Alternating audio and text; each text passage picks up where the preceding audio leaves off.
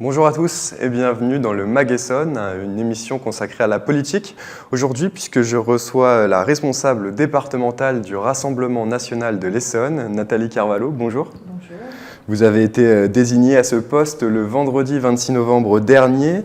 Alors vous succédez à Audrey Guibert qui occupait ce poste depuis 10 ans. Est-ce qu'on peut dire que c'est un changement dans la continuité ?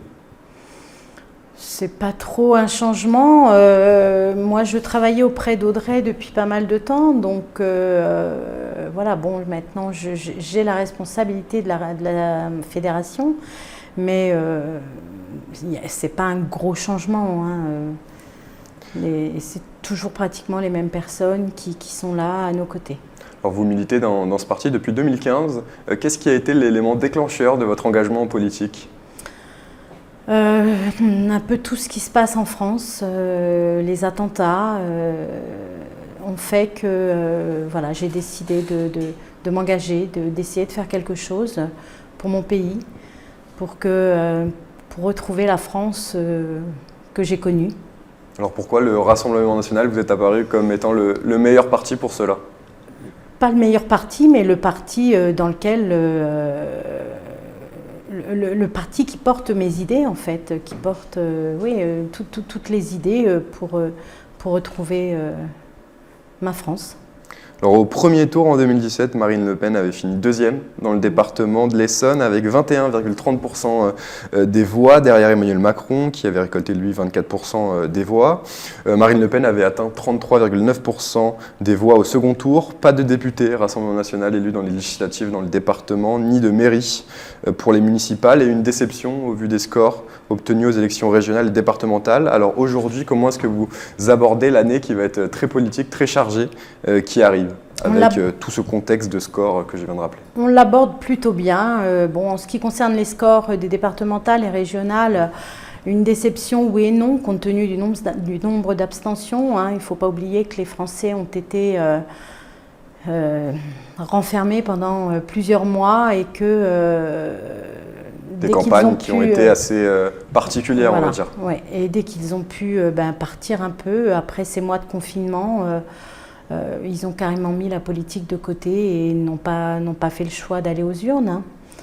Là, écoutez, on démarre plutôt bien. Depuis septembre, on est sur le terrain, on n'a pas lâché. On parcourt l'Essonne tous les week-ends au travers de marchés. Nous avons un bon nombre de militants à ce jour. Nous sommes pratiquement les seuls sur le terrain. Nous ne voyons aucun de nos opposants politiques. La campagne est peut-être encore un peu tôt, mais vous êtes déjà présent. Oui, mais on est présent, voilà. On est présent, on montre qu'on est là. Tout se passe bien. J'avoue qu'on a beaucoup d'échanges avec les personnes que l'on peut rencontrer. Alors justement, quel est l'accueil des Essonniens ? Comment est-ce qu'ils vous accueillent dans les marchés ? Nous avons vraiment un très bon accueil. Ils viennent même au-devant de nous pour engager la conversation, pour connaître un petit peu... pour savoir un petit peu où ils vont et surtout pour nous faire part de leur mal-être, de tout ce qui ne va pas.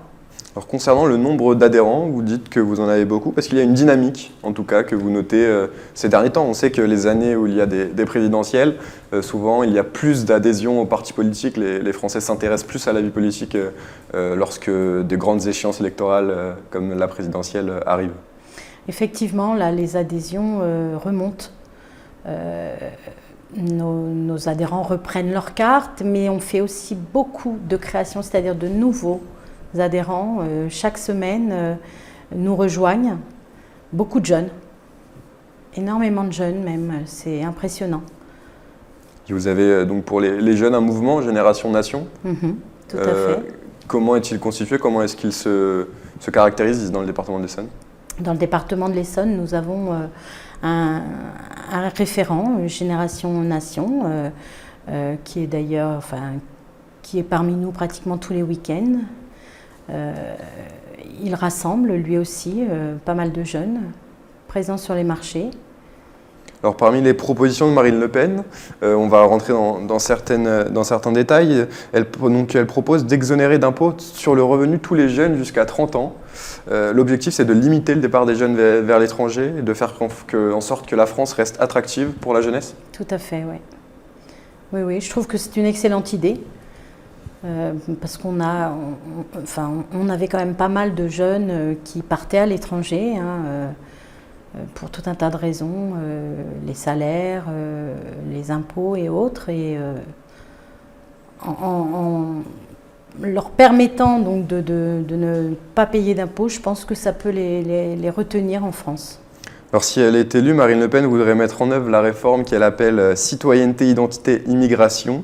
Avec cette réforme, les droits des immigrés seraient donc réduits, les prestations familiales seront réservées aux foyers dans lesquels au moins un parent est français, le RSA serait conditionné pour les étrangers à une période de travail d'au moins 5 ans, il y aurait expulsion des étrangers qui n'ont pas travaillé pendant 1 an, restriction de l'immigration familiale également, et réforme de la politique d'asile et remplacement de l'aide médicale d'État, l'AME, par une aide d'urgence vitale. Alors, toutes ces mesures, Marine Le Pen estime qu'elles permettraient d'économiser 16 milliards par an.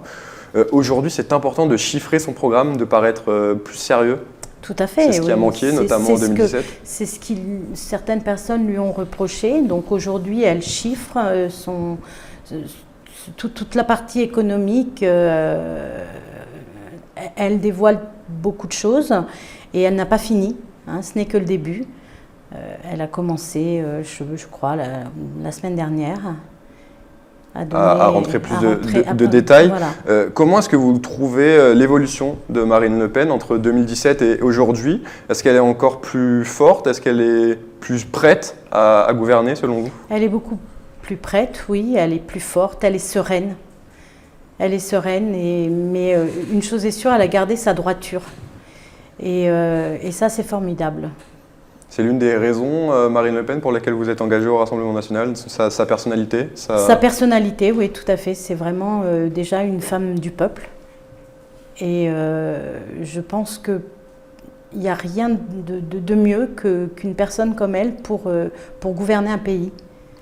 Aujourd'hui, quels seront les grands thèmes pour cette élection? Vous tractez depuis septembre, vous nous dites sur les marchés en Essonne.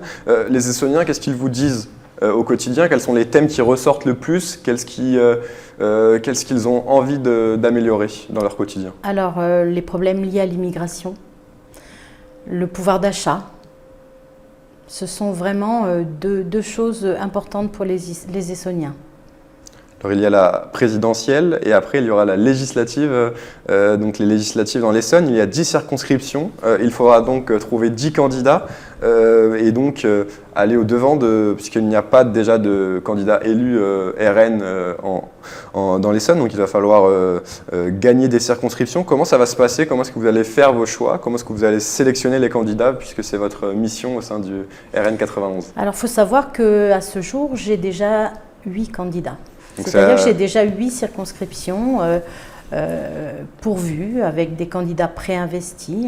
Nous dévoilerons leur nom en début d'année 2022. Au fur et à mesure. Il nous reste 2 personnes à trouver. Donc ça se passe en plusieurs temps, on va dire. Une première rencontre, leur implication sur le terrain, ce qui est très très important. Mais bon, je ne suis pas inquiète, on va pouvoir mettre des candidats dans chaque circonscription. Alors pour terminer, à droite, l'offre politique s'est densifiée avec l'apparition de la candidature d'Éric Zemmour. Est-ce que ça vous inquiète en vue des élections ou de toute façon ça ne change strictement rien pour votre campagne? Ça ne nous inquiète pas du tout. Est-ce que vous avez... Parce qu'en plus qu'Éric Zemmour, qu'Éric Zemmour n'a pas, c'est l'implantation locale. Est-ce que vous allez faire ressortir, non? Oui, il n'a pas l'implantation locale. Et puis, Éric Zemmour permet aujourd'hui aux citoyens de montrer le Rassemblement national sous un autre visage. On nous a longtemps catalogués d'extrême droite et en fait aujourd'hui on peut le remercier. Les gens s'aperçoivent que nous ne sommes pas du tout d'extrême droite. Finalement, Éric Zemmour vous sert dans cette campagne? Voilà, il nous sert un peu. Merci beaucoup Nathalie Carvalho d'être venue au micro de Radio Sensation. Je rappelle que vous êtes la responsable départementale du Rassemblement national dans l'Essonne et vous pouvez retrouver cette émission en podcast audio ou vidéo sur notre site ou sur notre application Radio Sensation. À bientôt.